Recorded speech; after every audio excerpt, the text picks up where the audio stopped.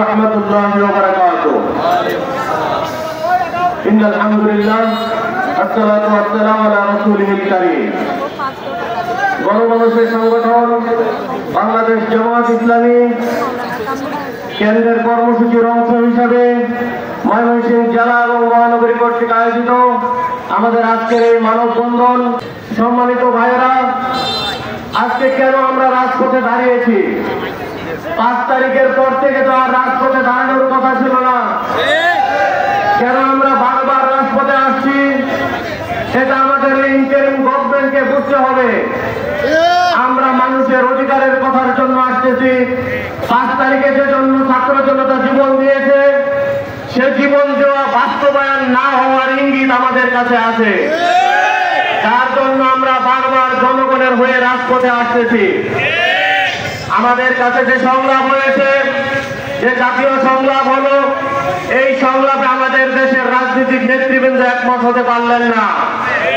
সকল দলের নেতৃবৃন্দ একমত হয়েছে, একটা জায়গায় যায় আটকে গেছে। যার জন্য আমরা বলতে চাই যে একজনের জন্য এক জায়গায় যায় সংলাপ আটকে গেল। আজকে যে 17 তারিখে আমাদের এই জুলাই আইনি ভিত্তির প্রস্তাবনা দেওয়া হবে, স্বাক্ষর করা হবে, এটা যেন তেন হলে হবে না। এটা এক দলের পছন্দের হলে হবে না। আমাদের স্পষ্ট কথা, সংলাপ আটকে গেছে, আমরা কিছু বলি নাই। জুলাই সনদ দিয়েছেন, আমরা কিছু বলি নাই। দেশের জনগণ কিছু বলে নাই। এখনো যদি এক দলকে সন্তুষ্টি করে ঘোষণা দেওয়া হয়, এই জাতি প্রত্যাখ্যান করবে। এই জন্য আমরা রাস্তায় নেমেছি। আমরা সংলাপে বিশ্বাস করি, আমরা ইন্টারিম গভর্নমেন্টেরকে আমরা বিশ্বাস করি, তাদেরকে আমরা সহযোগিতা করতে চাই। কিন্তু তার মানে এই না যেন তেন করে পাস করাবেন, এটাতে আমাদের নেতৃবৃন্দ স্বাক্ষর দিবে, এটা দেশের জনগণ মেনে নেবে না। দ্বিতীয়ত কথা হচ্ছে, আমাদের যে জুলাই সনদ হবে, সেটা 2 নির্বাচন একসাথে হলে হবে না। আমাদের স্পষ্ট দাবি, আমাদের নভেম্বরের ভিতরে এই জনগণের ভোটের দিকে যে যাচ্ছেন, জনগণের রায়ের দিকে যাচ্ছেন, এই গণভোটের নভেম্বরের ভিতরে এই গণভোট দিতে হবে। এবং এই গণ রায়ের ভিত্তিতে জনগণ যে ভিত্তি দিবে, এই ভিত্তিতেই ফেব্রুয়ারিতে নির্বাচন বাস্তবায়ন করতে হবে। দেশের নির্বাচন কমিশনার, আপনি একটা নির্বাচন কমিশনার, দেশের নির্বাচন কমিশনার, একটা দলের হয়ে কথা বলার অধিকার আপনার নেই। আপনার শিক্ষা দেওয়া উচিত, এর আগের নির্বাচন কমিশনের কি পরিণতি করেছে দেশের জনগণ, এটা ওইটা থেকে যদি শিক্ষা না নেন, তার থেকে আপনার এই পরিণতি আসছে যে ভয়াবহ করবে বাংলার জনগণ।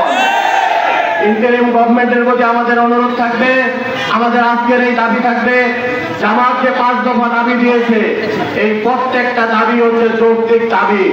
প্রত্যেকটা দাবি মেনে নিতে হবে। প্রত্যেকটা দাবির কোনো এক অংশ জামাত ছাড় দিবে না, দেশের জনগণ ছাড় দিবে না। পিআর সিস্টেমে নির্বাচনের পদ্ধতি আমাদের বুঝতে হবে। পিআর সিস্টেমের নির্বাচন হচ্ছে গোলামীর জিঞ্জির থেকে বের হয়ে আসা। আমরা বহুত গোলামি করেছি, ব্রিটিশদের গোলামি করেছি, পাকিস্তানিদের গোলামি করেছি, 53 বছর ধরে রাজনীতিবিদদের গোলামি আমরা করতেছি। আর আমরা গোলাম হিসেবে থাকতে চাই না, আমরা আজাদ হিসাবে ভূমিকা রাখবো ইনশাআল্লাহ। 54 বছরে বাংলাদেশের ভাগ্যের পরিবর্তন হয় নাই, অর্থনৈতিক মুক্তি আমরা দিতে পারি নাই, আমরা মানুষের শান্তি দিতে পারি নাই, দেশের শান্তি সমৃদ্ধি সকল ক্ষেত্রে আমরা ব্যর্থতার পরিচয় দিয়েছি, উন্নয়ন করতে পারি নাই। ময়মনসিংহের দিকে আপনারা একটু তাকান, সিটি কর্পোরেশন হয়েছে, বিভাগীয় শহর হয়েছে, একযুগ হয়ে গেল, এখনো কেন আমাদের ভাড়া বাসায় আমাদের অফিসের কার্যক্রম করতে হয়? সিটি কর্পোরেশন হওয়ার পর উন্নয়ন করলাম, রাস্তার ড্রেন উঁচা হওয়া ছাড়া আমরা আর কোনো উন্নয়ন পাই নাই। বিভাগীয় শহর হওয়ার পরে ব্যাক ট্যাক্স আমাদের বেশি দিতে হয়েছে, জনগণ কোনো সেবা পায় নাই। তার জন্য এইবারের আন্দোলন জনগণের মুক্তির আন্দোলন, এইবারের আন্দোলন দেশের অর্থনৈতিক মুক্তির আন্দোলন, এইবারের আমাদের আন্দোলন আজাদির আন্দোলন। সকল আন্দোলন সংগ্রামে জামাত ইসলামী অগ্রণী ভূমিকা পালন করে আসছে। আমরা আশা করি এইবারের এই আন্দোলনে জনগণকে সাথে নিয়ে বাংলাদেশের স্বাধীনতা সার্বভৌমত্ব রক্ষা করার জন্য জামাত ইসলামী কাজ করে যাবে ইনশাআল্লাহ। সংগ্রামী ময়মনসিংহ দেশবাসী, আমরা আমাদের এই ছাত্র জনতার যে আন্দোলন, এই আন্দোলনে আপনারা আমাদের পাশে থাকবেন তো ইনশাআল্লাহ। সাংবাদিক বন্ধুদেরকে বস্তুনিষ্ঠ সংবাদ পরিবেশন করার আহ্বান জানাচ্ছি।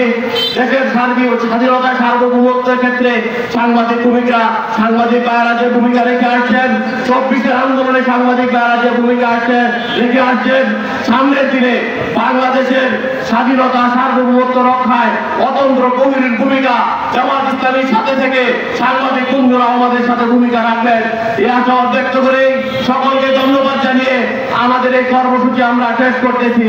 সামনে যত কর্মসূচি আসবে, সকল কর্মসূচিতে আমরা আমাদের নিজের জীবন দিয়ে স্বাধীনতা সার্বভৌমত্ব রক্ষার, মানুষের অধিকার রক্ষার, শহীদদের রক্তের ঋণ রক্ষার আমরা রাজপথে থাকবো ইনশাআল্লাহ। এই আশাবাদ ব্যক্ত করে সকলকে ধন্যবাদ জানিয়ে আমার কথা শেষ করতেছি। আসসালামু আলাইকুম ওয়া রাহমাতুল্লাহি ওয়া বারাকাতুহু।